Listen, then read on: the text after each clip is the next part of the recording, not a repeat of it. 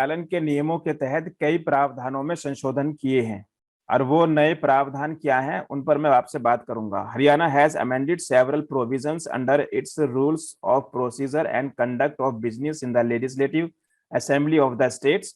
Several new laws have been added. तो क्या नियम है और उनकी क्या जरूरत थी उस पर मैं बात करता हूं।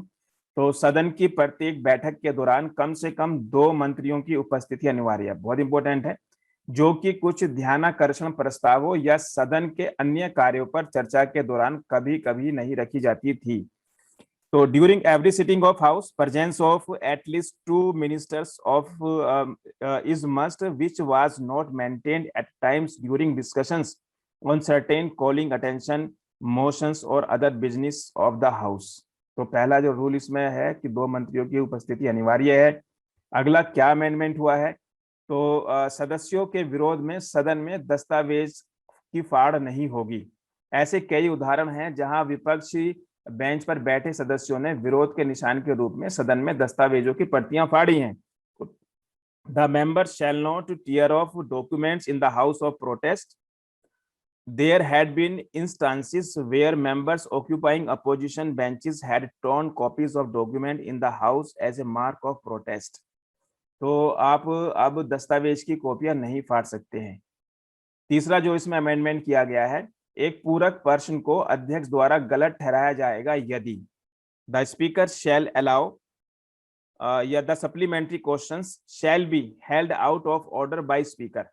ठीक है, मैं तीसरे अमेंडमेंट की बात कर रहा हूं। In his opinion it does not arise from the main question और its answer, instead of seeking information it gives information. तीसरा पॉइंट है इसमें, इट सीक्स कंफर्मेशन और डिनायल ऑफ एनी ओपिनियन।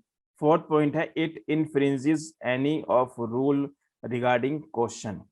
ठीक है, यह मुख्य प्रश्न या उसके उत्तर से नहीं उठता है, जानकारी मांगने के बजाय जानकारी देता है, यह किसी राय की पुष्टि या खंडन चाहता है, प्रश्न के संबंध में किसी भी नियम का उल्लंघन करता है। ठीक है, तो तीसरा पॉइंट जो अमेंड हुआ है ये आपके एग्जाम के लिए बहुत ज्यादा इंपॉर्टेंट है। हरियाणा में SCS और दूसरे जितने भी एग्जाम्स होने जा रहे हैं सबके लिए ये टॉपिक बहुत ज्यादा मायने रखता है। फोर्थ जो अमेंडमेंट हुआ है, speaker shall allow not more than 2 supplementary questions to be asked on any question. अध्यक्ष किसी भी प्रश्न पर 2 से अधिक पूरक प्रश्न पूछने की अनुमति नहीं देगा। ठीक है, और विपक्ष के नेता की नई परिभाषा क्या आई है, what is the new definition of leader of opposition. Leader of opposition means leader of A legislative party having the largest number of members other than the parties that has formed the government and having the strength at least equal to the strength of the quorum of the house recognized as such by the speaker। विपक्ष के नेता का अर्थ है एक विधायी दल का नेता जिसके पास उस दल या दलों के अलावा अन्य सदस्यों की संख्या सबसे अधिक है, जिसने सरकार बनाई है, जिसकी शक्ति सदन की गणपूर्ति के बराबर है, गणपूर्ति कोरम, और अध्यक्ष द्वारा इस रूप में मान्यता प्राप्त है बशर्ते। ठीक है, और इसमें बशर्ते सच क्या है, provided that if more than one party has got equal number of members completing for recognition of number of votes polled to which has polled more number of votes in the assembly election shall be recognized as official opposition and its leader as leader of opposition। बशर्ते यदि एक से अधिक दलों को मान्यता के लिए प्रतिस्पर्धा करने वाले सदस्यों की समान संख्या मिली है तो विधानसभा चुनावों में अधिक मत प्राप्त करने वाले वोटों की संख्या को आधिकारिक विपक्ष और उसके नेता के रूप में मान्यता दी जाएगी।